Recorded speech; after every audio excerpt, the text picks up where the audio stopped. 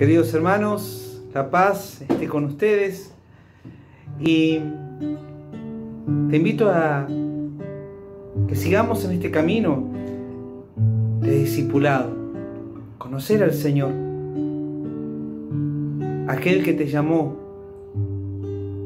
para estar con Él y para enviarte a predicar. Que este momento sea un momento de oración, de reflexión y de examinar tu camino de discípulo, aquel que sigue al Señor. Y veíamos que seguir al Señor no es fácil, es exigente. Y el discípulo del Señor tiene esas características, esas marcas que deja Él cuando te llama, que es fuego abrasador, fuego que invita, fuego que impulsa, fuego que da fuerzas para seguirlo a Él. Ven, Señor, ven a darme tu luz, ven a darme tu amor, ven a llenar toda mi vida con tu divina presencia. Espíritu Santo, ven a mí.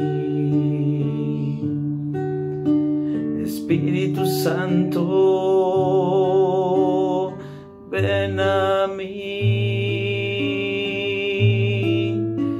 y llena nuestros corazones con tu amor.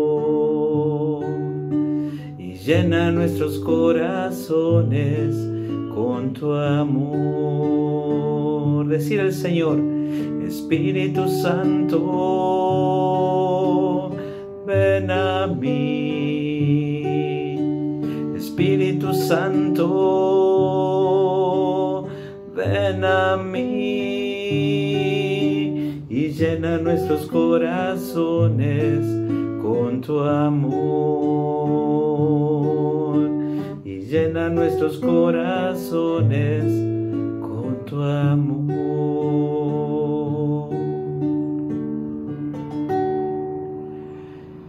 Y en este caminar y en este ser discípulo del Señor, tenemos que comprender que Jesús no toma a los discípulos como asalariados y con vacaciones aseguradas.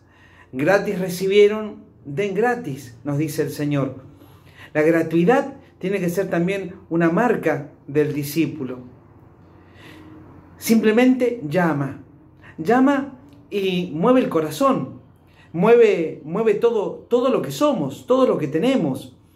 Y nuestra seguridad, nuestra casa, podemos decir así, está en ese llamado que el Señor nos hace y que Él es fiel a ese llamado, a pesar de nuestras infidelidades. El Señor continuamente sigue llamando y la llamada del Señor es exigente, como ya lo habíamos dicho, pero es por medio de esta llamada que los discípulos pueden obtener la plenitud de sentido para sus vidas. Ahora, si no respondemos a ese llamado que el Señor nos hace, vamos a ser incompletos. No tenemos esa plenitud a la que el Señor te llama y me llama. Además, queridos hermanos, en Marcos 1, 18 al 20, Marcos 1, del 18 al 20, se subraya la obediencia inmediata e incondicional. Dejándolo todo, lo siguieron. Dejarlo todo para seguirlo al Señor. En otras palabras, queridos hermanos, Jesús pide desprendimiento, porque el discípulo solamente se sostiene en Él. Esto lo habíamos visto.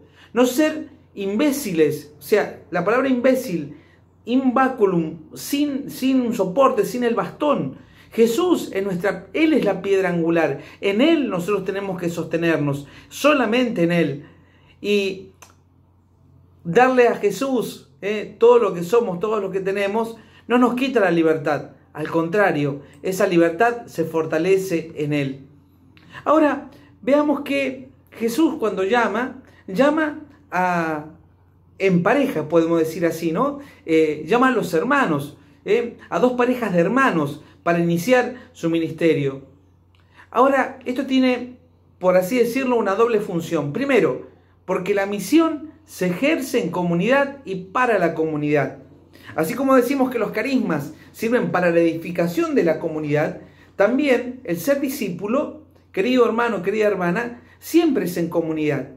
No podemos cortarnos solos, no podemos ser islas. ¿Por qué? Porque el ser islas nos divide, ¿sí? Nos divide. Entonces, eso es propio del enemigo, la división. Nosotros siempre tenemos que buscar esa común unidad, ¿sí? Ser un solo corazón, una sola alma, como nos dice los Hechos de los Apóstoles.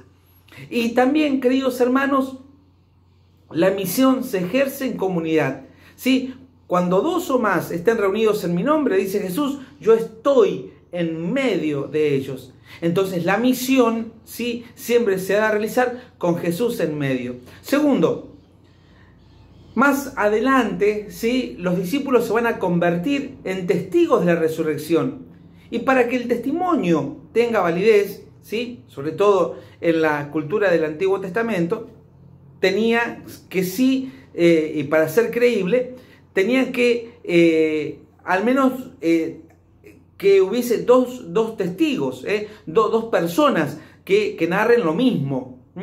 Entonces lo importante no es por qué el llamado por pareja, sino más bien porque constatar que la llamada de Jesús es una invitación para ir donde Él, para estar con Él, para dejarse formar por el Señor, para dejarme formar a su imagen, ¿sí? ¿Para qué? Para ser misioneros. O sea, aquel que está con el Señor, aquel que está a los pies, aquel que escucha, aquel que tiene corazón de discípulo, es lanzado a la misión. Entonces, aquí encontramos tres elementos esenciales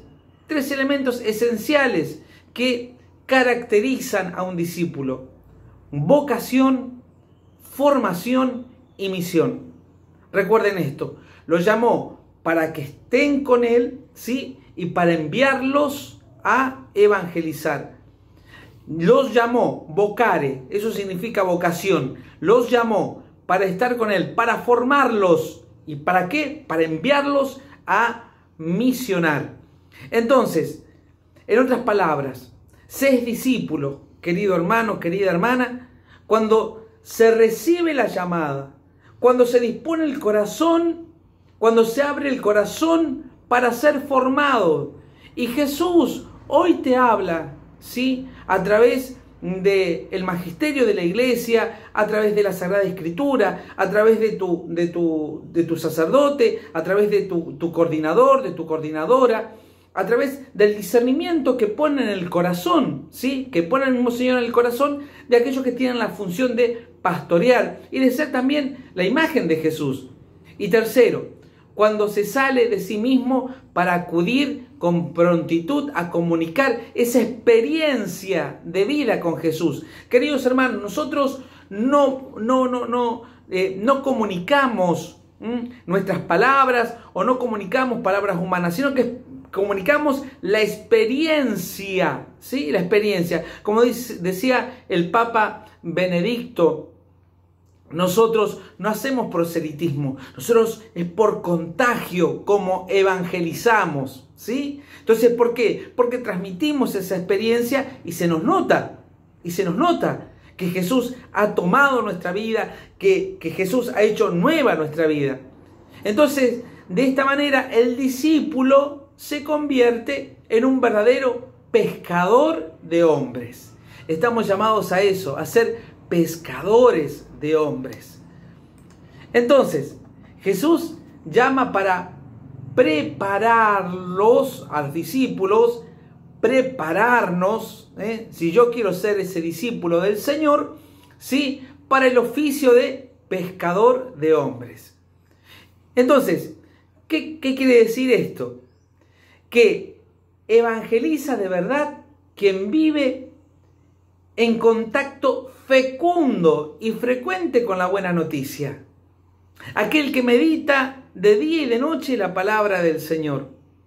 Aquel que está en esa experiencia, en esa unidad con la buena noticia, que para San Marcos es la persona misma de Jesucristo. Entonces, estar unidos, ¿sí? Unidos a Cristo, al Señor. Ahora, sin seguimiento no hay formación ni conversión. Y por tanto, no puede haber misión. Si yo no sigo al Señor, si el Señor no es mi modelo a seguir, si el Señor no es mi norte, si el Señor no es mi camino, entonces, queridos hermanos, no voy a andar en la vida, que es Él, ni en la verdad. Por lo tanto, no puede haber misión. Es importante saber que el evangelista San Marcos menciona la actividad de enseñar de Jesús, pero no dice nada del contenido. ¿Por qué? Porque tenemos que leer, ¿sí?, la verdad, la buena noticia, en los dichos y hechos de Jesús, concretamente. Entonces, lo importante es que los discípulos se encuentran a los pies del Maestro para aprender, es decir, para recibir, ¿sí?, esa buena noticia por excelencia que es el mismo Jesucristo. El discípulo de Jesús es el que acepta la llamada del Señor libremente y después se pone a los pies, ¿para qué? Para recibir la enseñanza. Entonces, si sentís el llamado del Señor, lo primero que tenés que hacer antes de salir a misionar, antes de salir a predicar, es ponerte a los pies del Maestro. Si no estás a los pies del Maestro, entonces vas a decir palabras huecas, palabras humanas, palabras vacías e incluso palabras que hieren a los otros. San Marcos, entonces, miren, presenta a Jesús expulsando los demonios y siendo duramente criticado por hacerlo en día sábado. No debió ser para nada fácil, ¿sí?, a los discípulos presenciar estas cosas. Y compartían la alegría, pero tendrían que pensar que también ellos se ponían en peligro de seguir a Jesús, de ponerse de parte de Jesús. Ellos también corren peligro. Fíjense, y recuerden el Evangelio del domingo de Pascua, ¿sí?, del segundo domingo de Pascua, cuando Jesús se pone en medio de ellos, estando las puertas cerradas. ¿Por qué? Porque los discípulos estaban llenos de miedo, ¿sí?, por miedo a los judíos. Jugarse por Cristo no es fácil. Y los discípulos de aquel entonces lo sabían, y los discípulos de ahora también lo sabemos. No es fácil.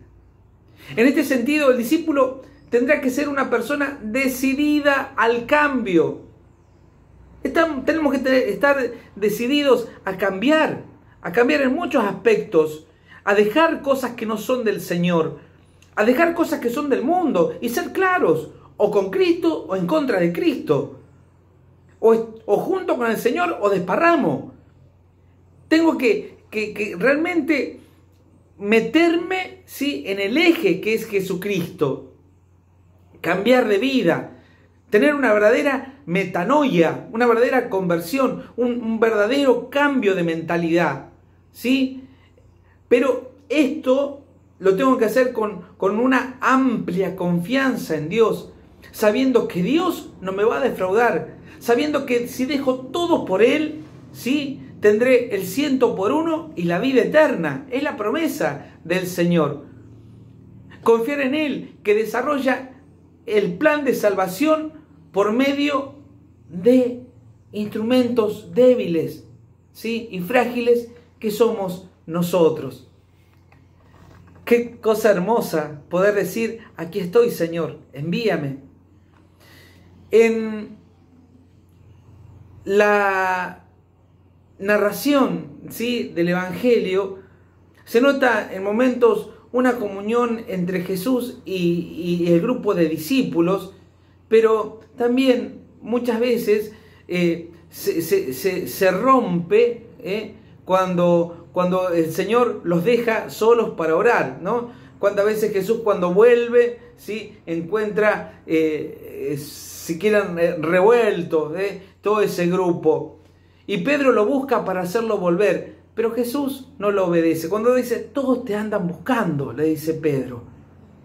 Pedro comprende que la misión del discípulo es acercar a Jesús a la gente. Esa es tu misión, esa es mi misión, acercar a Jesús a la gente. Y San Marcos nos muestra que el discípulo no puede ponerse delante del maestro para darle órdenes. Cuando Pedro quiere darle órdenes al Señor, ¿qué le dice? Ve detrás de mí, Satanás, porque tus planes no son los de Dios. Hay que saber escuchar los planes de Dios, discernir los planes de Dios. Si el discípulo obra por encima de la obediencia al plan de Dios, lo más probable que termine oponiéndose y haciendo cosas incluso contrarias, ¿sí?, a la voluntad de Dios. Nunca te pongas delante del Señor. Tenés que ponerte a los pies de Él y preguntarle antes de actuar y antes de obrar. Porque podés lastimar mucho si no lo haces. Porque puedo lastimar mucho cuando me pongo delante del Señor. No anteponer nada al amor de Cristo, no anteponer nada a la persona de Cristo. Por otra parte, la actitud de oración que tiene Jesús es una invitación al discípulo para que entre en contacto con Dios y pueda entender el plan. A veces, queridos hermanos, no vamos a poder entender el plan de Dios. Muchas veces no vamos a entender lo que el Señor nos pide. Pero también en el silencio de la escucha, en el silencio de pedir al Señor que nos abra los ojos, podemos entender, o quizás no entenderlo en la magnitud, pero sabemos que con el tiempo veremos los frutos que el Señor obra en la obediencia. Entonces, queridos hermanos, las obras de Jesús no pueden estar privadas de la oración profunda que permite a su vez una relación íntima con el Padre. Jesús no puede dejar de orar, no puede dejar de pedirle al Padre. Entonces vos, como discípulo, no puedes dejar de orar, no puedes dejar de pedirle a Jesús. Por eso yo te invito en este momento a que puedas pedirle al Señor luz para tu vida, luz para tu corazón, luz en este momento, que quizás sea de oscuridad, quizás sea de preguntarle muchas cosas al Señor y no entenderla. Es el momento de ponerte a los pies del Señor, a los pies del Maestro. Señor, no quiero hacer mi voluntad, sino la tuya. Aunque me tenga que meter en el Getsemaní. Quiero amar, Señor.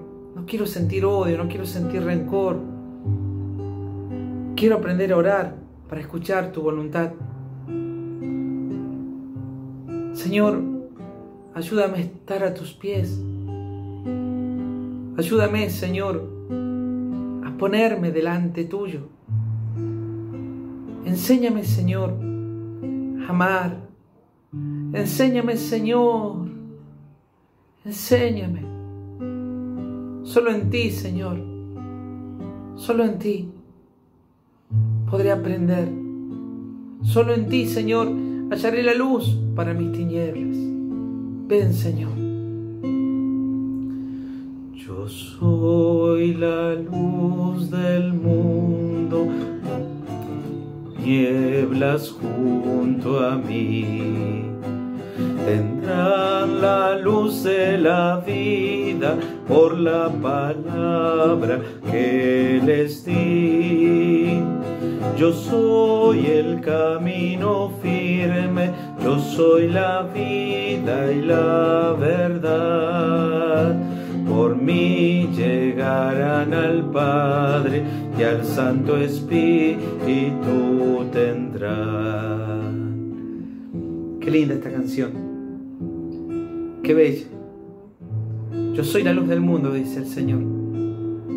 Y yo quiero que seas, te dice a vos, me dice a mí, esa luz para el mundo. Yo soy la luz del mundo, no hay tinieblas junto a mí. Tendrán la luz de la vida por la palabra que les di. Yo soy el camino firme, yo soy la vida y la verdad. Por mí llegarán al Padre y al Santo Espíritu tendrán. Gloria al Padre, al Hijo y al Espíritu Santo, como era en el principio, ahora y siempre, por los siglos de los siglos. Amén. Te bendiga y te proteja el buen Dios que es Padre, Hijo y Espíritu Santo. Amén. Nos volvemos a encontrar la próxima semana. El Señor te bendiga.